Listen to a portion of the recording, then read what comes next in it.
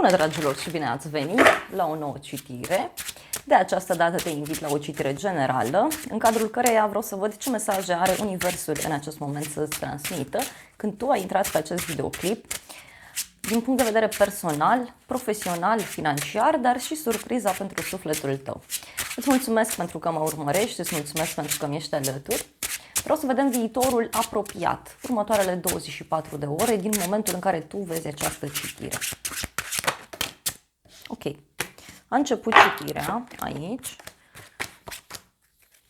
Ok, la baza pachetului avem un 3 de bâte, magicianul și 6 de spade. Deci e ca și cum te pregătești aici să faci un drum undeva sau poate să fie vorba și despre persoana iubită care vrea să vină către tine. Da? Cineva aici se pregătește să te invite undeva anume sau poate tu te pregătești să inviți o persoană undeva. Da? Văd aici o primă victorie, o primă bucurie. Văd un moment în care parcă vrei să-ți iei viața în propriile mâini și să acționezi. Da? Trăiul ăsta de bâte vine cu o deblocare. Da? O deblocare, însă și ceva ce este planificat din scurt. Bun. Hai să vedem aici. Personal, avem eremitul, o legătură cu zodia Fecioară, dar văd clar foarte multă înțelepciune. Poate te-ai sfătuit cu un prieten, cu cineva din familie, o persoană dragă ție, pentru că eremitul aici spune și despre un moment de singurătate, poate ești într-un moment de tăcere, într-un moment de retragere, într-un moment în care vrei să stai așa tu cu tine. Apoi, avem aici regina de cupe, o legătură cu o zodie de apă pentru unii, Rac, Scorpion sau Pești. Văd aici o întâlnire cu o persoană blândă, sensibilă, iubitoare, cu suflet mare. Regina de cupe vorbește despre pace, despre liniște. Regina de cupe poate să însemne aici și un moment în care te simți bine, te relaxezi, poate vrei să meditezi sau poate vrei să faci lucruri pentru sufletelul tău. Însă văd aici o relație foarte matură, da? Foarte matură. Hai să vedem ce este cu eremitul. Pentru că văd multă maturitate, da? Și asta îmi place. Ei, avem 9 de spade, 8 de spade.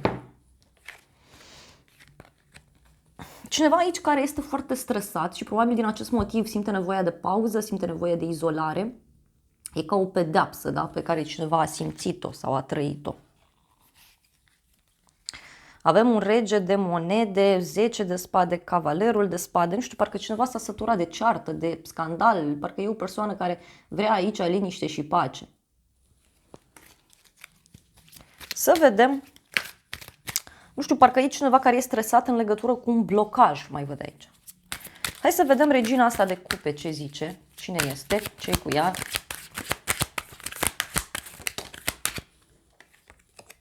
5 de monede, deci unii aici puteți să aflați de o problemă de sănătate a cuiva sau posibil să intrați în contact cu o persoană care are o rană în suflet sau cineva care se simte abandonat, lăsat deoparte. Poate să fie o persoană confuză, da? Și uite, are legătură cu regele ăsta de monede.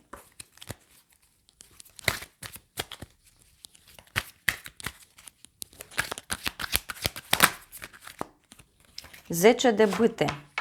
Aici, în viitorul apropiat, văd o legătură cu o persoană care, așa cum am zis, parcă duce o greutate mare în spate. Poate să fie o persoană care suferă, cineva care are foarte multe lucruri de făcut. Faetonul, asul de cupe, lumea. Deci aici, uite, tu poți să afli o veste despre o eliberare. Deci cineva se eliberează. Primești o veste legată de un drum, legată de o situație, uite, tensionată, o situație ciudată. Mai vreau o carte. 2 de bâte, da. Deci poate să fie aici o veste din străinătate, din depărtare, dar pentru alții poate să fie vorba despre o hotărâre pe termen lung, da? Poate este și regina asta de cupe care se află într-o așteptare și atunci aici tu primești o veste. Avem un 3 de spade, 5 de bâte și 10 de monede. Poate e cineva din casă, din familie care are probleme sau o prietenă care are niște probleme în plan personal și vine și îți spune. Hai să vedem profesional vorbind sau financiar, nu știu. Avem împărăteasa, deci o legătură cu zodia Taur, zodia Balanță. Profesional vorbind, văd un moment de stabilitate, un moment de abundență. Poate reușești să-ți cumperi ceva pentru sufletul tău, poate vrei să te răsfeți, poate vrei să faci ceva important. Un proiect mai văd aici și nebunul, wow! Un nou proiect, da? Un nou proiect, o nouă persoană, un nou loc de muncă, o nouă sursă de venit poate să însemne, dar și o surpriză foarte mare în legătură cu situația în care tu te afli, da? Este ca o resetare aici, ca o resetare. Poate este vorba despre o surpriză pe care o ai aici din partea unei femei importante din viața ta. Bun, hai să vedem împărăteasa ce zice. Faetonul, uite, nu știu, faci un drum la cumpărături, poate să fie și asta. Faci un drum ca să-ți cumperi ceva pentru sufletul tău. Avem o legătură cu zodia Rac, Gemeni, Balanță, Vărsător. Poate e ceva stabil, da? Parcă e un moment în care zici am ajuns la un apogeu sau, nu știu, unii poate vreți să vă dați demisia, alții poate vreți o pauză sau vreți o schimbare în rutina zilnică. Dar ce văd aici, văd niște bani care pot veni din străinătate sau o decizie importantă pe care ai luat-o, da? Legată de o călătorie sau legată de o schimbare. Și este o decizie înțeleaptă. Uite, cu eremitul și cu marele preot. Poate este o veste legată de o instituție publică, pentru unii, posibil și asta. Să vedem nebunul. Ce aduce nebunul? Că e cu schimbări nebunul. Nou început. Regina de cupe și 7 de bâte. Aici se pare că cineva va avea foarte mult curaj să se impună. Văd aici o legătură cu zodii de apă, din nou, Rac, Scorpion sau Pești, dar e ca și cum aici intri în contact cu o persoană foarte sensibilă, care are curajul acum să spună lucrurilor pe nume. Da? Poate din punct de vedere profesional începi să devii mult mai autentic, mult mai sincer, spui ce îți place, ce nu îți place.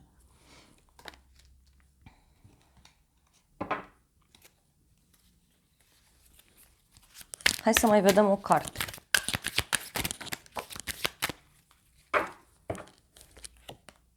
Regele de bâte. Poate să fie o persoană care te surprinde aici din punct de vedere financiar sau poate chiar e un coleg de muncă. Pentru unii puteți să aveți o surpriză plăcută legată de o afacere. Văd și o legătură cu zodii de foc, leu, berbec, săgetător. Poate este o nouă colaborare sau o resetare a unei relații deja existente. Deci,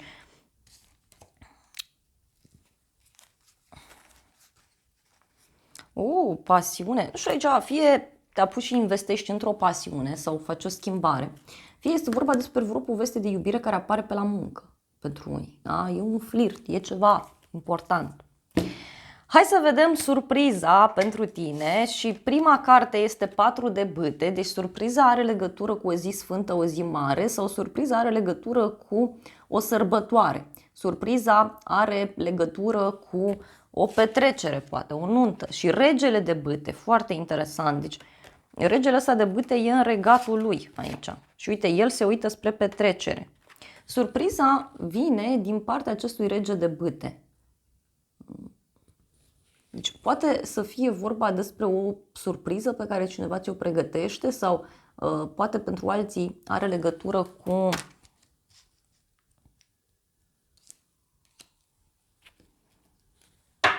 cineva pe care îl cunoști, nu știu, te duci la o petrecere, ieși undeva și acolo te revezi cu o persoană dragă ție. Hai să vedem, 4 de bâte. Ce e cu 4 de bâte?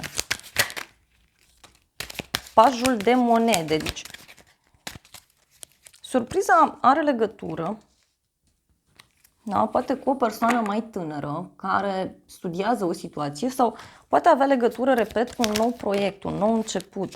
Dar uite, avem cavalerul de monede, împărăteasa, deci aici surpriza este foarte frumoasă pentru tine și văd că la o zi sfântă, la o zi mare se petrece ceva, da? O ofertă stabilă pe care o primești sau cineva care vine către tine. Este o persoană care îți propune ceva stabil, ceva serios.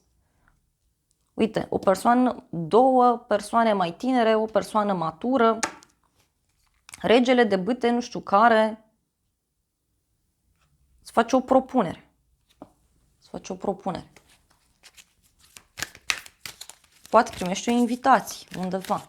Hai să vedem. Ce e cu regele de bâte? Ce zice? 10 de monede. Deci regele ăsta de bâte, să știi că are în minte, nu știu, cartea familiei fericite sau are în minte o sumă mare de bani, un grup de oameni. Și persoana asta are niște probleme. Îndrăgostiții, o legătură cu zodia Gemeni. Deci surpriza este o decizie pe care acest rege o ia. Fie este o decizie în dragoste, fie este vorba despre o persoană care se simte atrasă de tine, așa cum am zis, și parcă aveți ceva în comun. Sau, nu știu, te duci undeva și acolo cunoști o nouă persoană.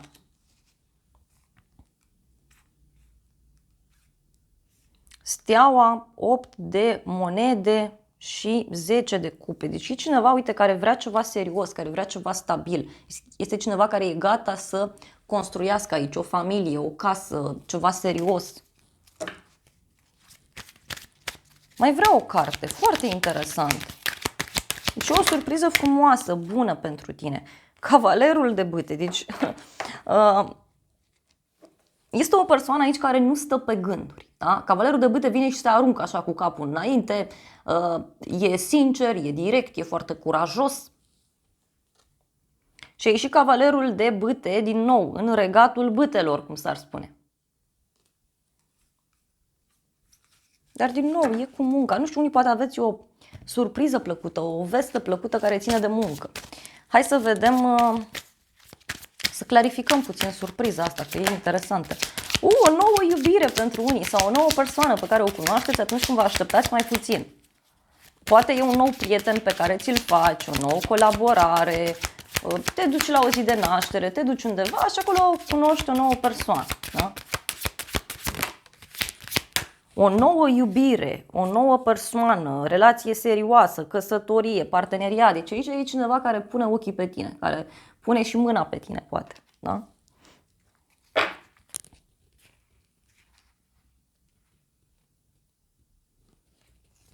E cineva care pleacă undeva în depărtare. Mai vrea o carte. Au ieșit două cărți, dar au legătură cu partea personală. Și aici avem un triunghi, da? Cineva care trebuie să facă o alegere. Și avem un bărbat cu părul deschis la culoare. Da? Poate mai apare cineva în viața ta și atunci trebuie să alegi. Poate e vorba de cineva care are de luat o decizie între doi prieteni, între două persoane și așa mai departe.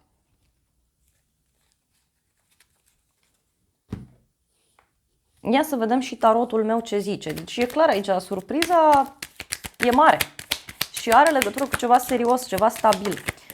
Tarotul meu zice așa. Bun, avem o persoană geloasă, da? O veste rea și un bărbat matur. Deci poate e cineva care primește o veste mai puțin plăcută. Poate ceea ce ți se întâmplă ție e ca și cum pentru tine e de bine, doar că în momentul în care îi spui cuiva, persoana aia consideră că nu e o veste bună, cum s-ar zice. Piedici, pagubă, veste de final. Mai vreau o carte. Am întrebat de surpriză. Ia să vedem. Proces și judecată. Deci aici e cineva care ia o hotărâre importantă cu tine. Da? Sau o veste pe care o afli despre un contract, despre o înțelegere. Prieten sincer, să nu disperi și ia uite, o dragoste sinceră. Dragilor, acestea au fost previziunile de această dată. Eu vă mulțumesc pentru atenție, vă îmbrățișez cu drag, vă mulțumesc că mi-ați rămas alături până la final. Sper din suflet să fie de folos aceste informații, iar dacă dorești o analiză pentru sufletul tău, găsești oricând gratuit pe aplicația Cristina Zurba Tarot. Ai link în primul comentariu, e gratuit și oricând ai nevoie de o ghidare mă găsești acolo. Te îmbrățișez cu drag și îți doresc să ai parte de o zi sau de o seară cât mai frumoasă și sper din suflet să fie de folos aceste informații.